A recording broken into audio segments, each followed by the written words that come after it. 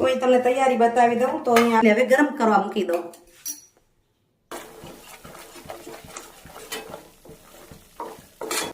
Dry fruit અને અસેડિયો નાખી દઈશું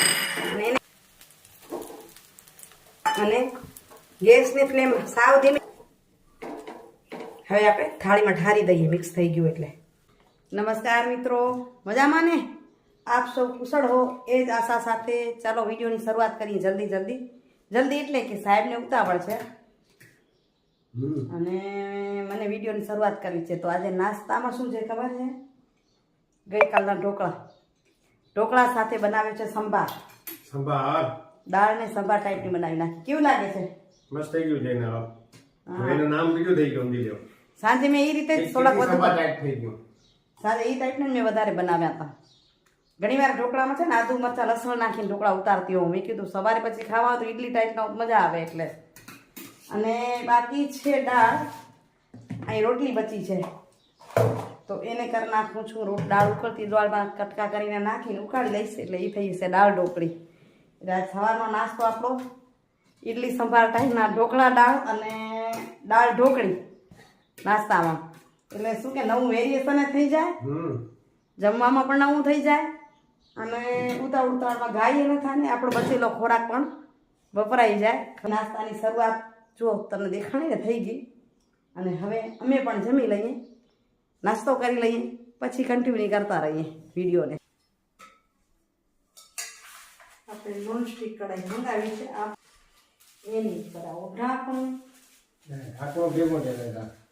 સ્ટીલનું ઢાંકણું.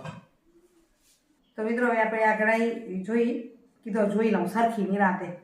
તો આપણી મેં એમેઝોનમાંથી મંગાવી છે અને આ કઢાઈ છે ને દેખાય છે અઘારો કંપનીની ઇલાઇટ હાર્ડ એનોડાઇઝ કઢાઈ છે. તો આની જે પહોળાઈ છે ને એ 24 cm છે, બરાબર. અને આની જાડાઈ જે કહીએ ને આપણે એ 3 mm ની છે. ઘણા શું કે આ લેતા હોય તો વાસણ હોય ને એમાં ચોટી જતું હોય તો એની આ જાડાઈ ઓછી હોય. તો આની 3 mm ની જાડાઈ છે એટલે આમાં કાંઈ ચીપકે નહીં. અને એની સાથે જો રિવીટવાળા 2 હેન્ડલ છે મસ્ત. આપણે હાથ પણ ન બળે અને મસ્ત. અને સાથે આવ્યું છે આપણે ગ્લાસનું મસ્ત ઢાંકણ જે આમ કુકર જેવું થઈ જાય છે ને, બરાબર એકદમ. ચાલો નવી કઢાઈ આવી છે તો કંઈક મીઠાઈ બનાવી.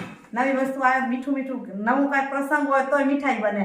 નવી કઢાઈ આવી છે તો બનાવી મસ્ત આપણી ગુજરાતની કચ્છની મીઠાઈ. કેવી બને છે, અંદર ચીપકે છે કે નથી ચીપકતું, ચોટે છે કે બળે છે કે એ બધી જ ખબર આપણે હમણાં જ પડી જશે. તો હમણાં જ બનાવી લઉં હું મીઠાઈ.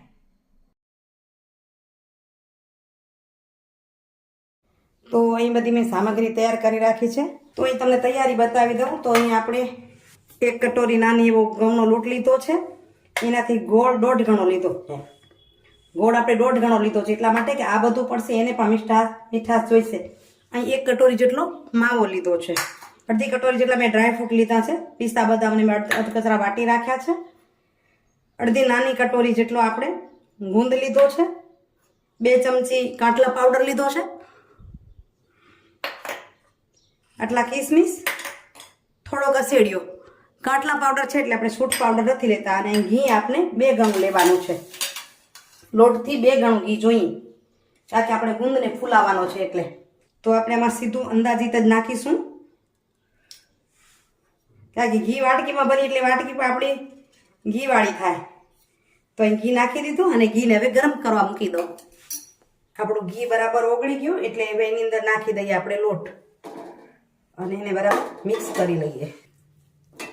પકડવાનું પણ સરસ, આમ પકડની જરૂર ન પડે. અને આ મીઠાઈમાં સરસ ઘી નાખવાનું છે, ઓછું નહીં. હજુ ઓછું લાગે છે એટલે નાખી દઈશું. ઘી બરાબર હલવું જોઈએ અંદર, એટલું ઘી હોવું જોઈએ. અમારી પાસે માવો છે એટલે નાખું છું, નહીં તો આટલું ઘી હોય એટલે માવો ન નાખીએ તો પણ ચાલે, તો પણ સરસ થાય એકદમ.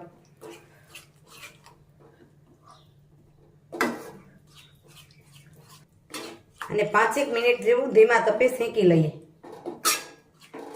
લોટને આ ધીમે ધીમે એમ શેકતા જશું એટલે આમ જાણે પાકતો જાય એવો. થોડો કલર બદલાશે ત્યાં સુધી શેકશું આપણે. વધુ નથી શેકવાનો, નહીં તો મજા નહીં આવે ખાવાની. કાચો રહેશે તો કાચાની સ્મેલ આવશે અને વધુ પાકી જશે તો બળવાની આવશે. એટલે આપણે આ એકદમ ધ્યાનથી પકાવવાનો છે આપણે. આ કલર જો બદલી ગયો છે એટલે આપણો લોટ શેકાઈ ગયો છે. હવે એની અંદર આપણે નાખી દઈએ ગુંદ.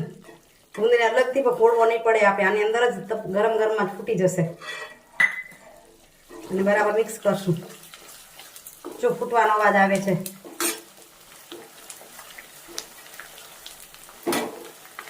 છે ને સરસ મજાનો ફૂટી ગયો ને, એમ લાગે કે બધો ફૂટી ગયો છે, ફૂલીને સરસ થઈ જશે. આપણી કઢાઈ એટલી સરસ છે ને ક્યાંય ચીપકશે નહીં બિલકુલ.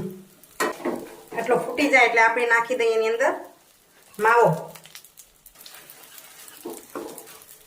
આ જગ્યાએ આપણે ડ્રાયફ્રૂટ પણ નાખી શકીએ, ઘીમાં શેકાઈ જાય. પછી પાછળ રહી ગયા તો હવે નાખી દઈએ ડ્રાયફ્રૂટ અને અસેડીઓ નાખી દઈશું અને એને મિક્સ કરી લઈશું.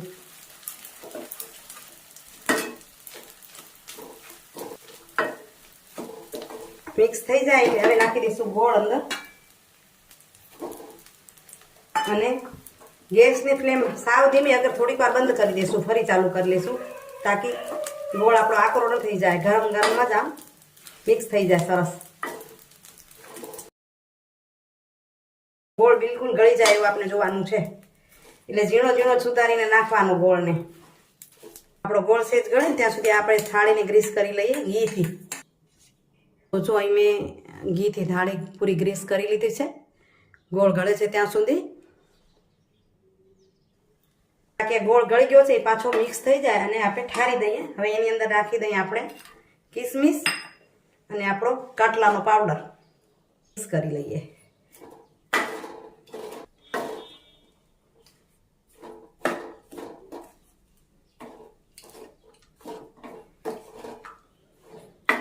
ને ઠારીએ તોય ભલે ને, નહીં તો આને આ રીતે પણ ખવાય. અને ઘણા કુટ્ટો પણ કે આમાં ડબ્બામાં ભરી દે એમને, અને પછી છૂટે છૂટો ભાવે એવો ખાતા હોય. એમાં બધા શિયાળાના વસાણા નાખ્યા છે આપણે. આમાં સૂંઠ પાવડર હજુ બધું નાખો તો નાખી શકાય, પણ મસાલામાં છે એટલે મેં નથી નાખ્યો, નહીં તો પછી કડછો લાગે, કડવો લાગે ને એટલે. હવે આપણે થાળીમાં ઠારી દઈએ મિક્સ થઈ ગયું એટલે.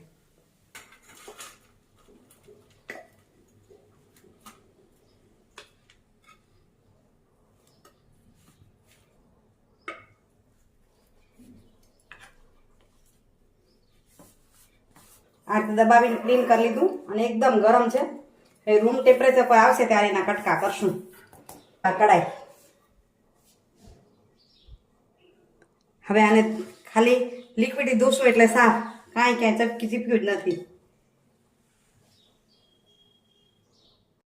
તો મિત્રો સાંજ પડી ગઈ અને આવી છું ઘરે. ઓફિસે જઈ સ્વાભાવિક 8-10 કલાક નીકળી જાય. તો આપણી મીઠાઈને પણ એટલો સમય થઈ ગયો એટલે રૂમ ટેમ્પરેચર પર આવી ગઈ છે. તો જુઓ આપણે એ જ અગારો કઢાઈનું જે ઢાંકણ આવ્યું છે એ ઢાંકીને મૂકી ગઈ હતી. તે જો આ જ ઢાંકણમાં હવે આપણે બંધાઈ પણ ગઈ હશે તો એને કાપી લઈએ. પિઝા કટરથી સરસ કપાય. પિઝા કટર ગયું છે અમદાવાદ.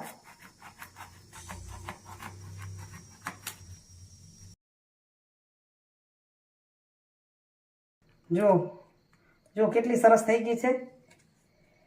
આ તો ગુંદરને છે ને એટલે કાપવામાં થોડુંક ઓલું થાય, ફૂલેલો ગુંદર ને ડ્રાયફ્રૂટ ને હોય એટલે. ને જો કેટલી સરસ આમ પોચી પણ થઈ છે.